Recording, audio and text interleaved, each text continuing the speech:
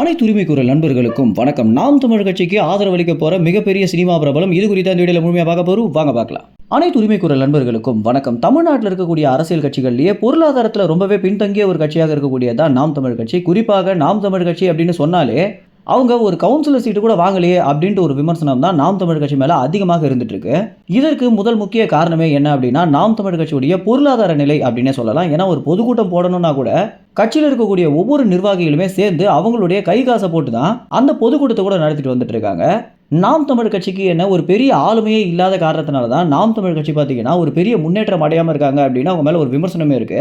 இருந்தாலும் ஓட்டுக்கு காசு தர மாட்டேன், நிச்சயமாக அதுதான் என்னுடைய நிலைப்பாடாக இருக்கும் அப்படின்னு சீமான் இப்போ வரைக்கும் களத்தில் நிற்கிறதுனால தான் மக்கள் பார்த்தீங்கன்னா உண்மையிலேயே சீமானுக்கு ஒரு வாய்ப்பு கொடுக்கணும் அப்படின்ட்டு ஒரு மனநிலைமைக்கு வந்திருக்காங்க. இந்த வகையில் நாம் தமிழ் கட்சிக்கு ரொம்ப நாளாகவே தனிப்பட்ட முறையில் ஆதரவு கொடுத்துட்டு இருக்கக்கூடிய தமிழ் சினிமாவுடைய ஒரு முக்கியமான நட்சத்திரமாக இருக்கக்கூடிய சிலம்பரசன் பார்த்தீங்கன்னா தற்போது ஒரு சில இடங்களில் சீமானை குறித்து பேசியிருக்காரு அப்படின்னும், அது மட்டும் இல்லாம அவருடைய நடிப்பில் வெளியாக போற தக் லைஃப் திரைப்படம் பார்த்தீங்கன்னா சீமானுக்கு சிறப்பு காட்சிகளாக போடப்பட போகுது அப்படின்னு தெரிய வந்திருக்கு.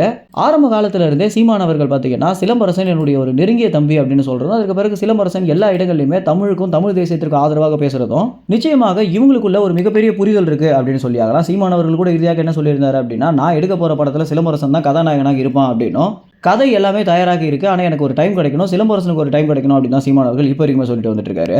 தற்போது இந்த தக் லைஃப் படத்திற்கு நிறைய ப்ரமோஷன் வேலைகளை செய்துட்டு இருக்கக்கூடிய சிலம்பரசன் பார்த்தீங்கன்னா ஒரு சில செய்தியாளர்கள் சந்திப்பில் தமிழ்நாட்டுடைய அரசியல் பேச்சு வரும்போது எல்லாமே விஜய்க்கு ஆதரவாக அவர் பேசுவார் அப்படின்னு எதிர்பார்த்தா அனைத்து இடங்களிலுமே தமிழ் தேசியத்திற்கும் சீமானுக்கும் ஆதரவாக பேசியிருந்தது நாம் தமிழ் கட்சி நிர்வாகிகள் மத்தியில் ஒரு பெரிய சந்தோஷத்தை உண்டு பண்ணியிருக்கு அப்படின்னு தான் சொல்லணும். அது மட்டும் இல்லாமல் நடக்க போற நாம் தமிழ் கட்சியுடைய ஒரு மிகப்பெரிய பொதுக்கூட்டத்தில் பார்த்தீங்கன்னா சிலம்பரசன் மேடையில் பேச போறாரு அப்படின்னு தெரிய வந்திருக்கு.